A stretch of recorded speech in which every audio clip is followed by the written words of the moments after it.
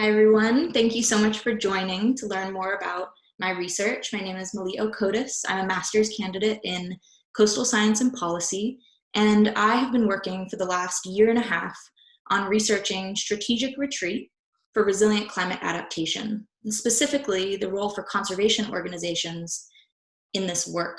I've been partnering with the Nature Conservancy, the California and New York chapters. The one thing I want you all to take away from this is that moving out of nature's way strategically can have many benefits for nature and for people. Images like this of catastrophic flooding are all too common. We've seen them across the United States, ever increasing year after year as a result of climate change and the fact that so much of our urban development is in floodplains and along the coast. We have to adapt to climate change, and we are adapting in some ways. For some folks, climate change adaptation looks like this. This is a seawall in Galveston, Texas, that was unfortunately overtopped just a few years after it was built because the engineers didn't anticipate the amount of sea level rise that would have happened. And when engineered solutions like this fail, the results can be really catastrophic for the communities who have been placed behind them because we were counting on them to work. And so when I think of building walls in the face of climate change to keep water out, this image of Sisyphus comes to mind. And I overlaid it with the Mauna Loa Observatory CO2 graph just to really demonstrate that climate change is only getting worse. And if we keep building on walls, it's just like rolling a ball up the hill. We're bound to fail.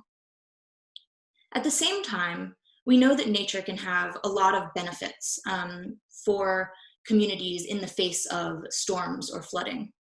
During Hurricane Sandy, studies have shown that wetlands along the coast prevented $625 million worth of damage to those communities during the storm.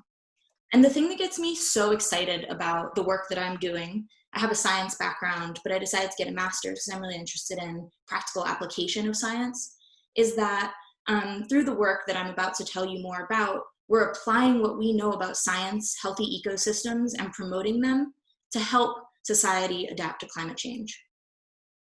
And so another way that we're adapting is through buyouts. Buyouts are one way that we get managed retreat to happen. So managed retreat is this idea of moving out of harm's way. Say, if you live in a floodplain and you've been flooded many, many times and you don't want to live there anymore, you might be like this house on Staten Island after Hurricane Sandy. Buyout wanted, buyout needed. They were asking the federal government to literally purchase and demolish their property so that they could move somewhere safer. So retreat is happening. It's been happening for many decades. That federal program has been running since the 90s, but it is so rarely actually strategic. In fact, most buyouts end up looking like this. They happen in a patchwork pattern, one here, one there. The house is removed, but often the foundation is left. And this empty lot surely isn't adding very much adaptive capacity to the surrounding neighborhood. It's definitely not absorbing much water. And if anything, it's decreasing property values, particularly when these empty lots are poorly maintained. And so when you think about conservation organizations, they're experts at a few things: land acquisition and restoration, policy advocacy, and community engagement. But usually these organizations are focused on preserving already pristine places. Like one of those organizations probably preserved the land that this is a photograph of. They're not really oriented to buy out flood damaged properties, particularly in urban environments. So I did a number of case studies to help the Nature Conservancy understand how conservation organizations have a role in strategic retreat and demonstrate and socialize this role. I'm going to tell you about a couple of them. One is Cascades Park, where previously an industrial waste site, it now is a 24-acre park with an amphitheater concert venue. And I love this because the amphitheater doubles as a stormwater storage facility during flooding. Wetlands Watch is a nonprofit in Virginia that has figured out mechanisms to get private capital from developers through a mitigation program to remove development rights in floodplains and coastal areas through rolling easements, which are a legal mechanism to prevent future development. And so through all of my research, I've been looking at partnerships, funding mechanisms, restoration strategies, and what policies we should advocate for to truly guide the Nature Conservancy's efforts across the US in engaging with retreat as an adaptation strategy.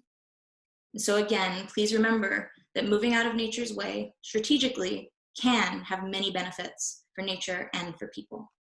Thank you.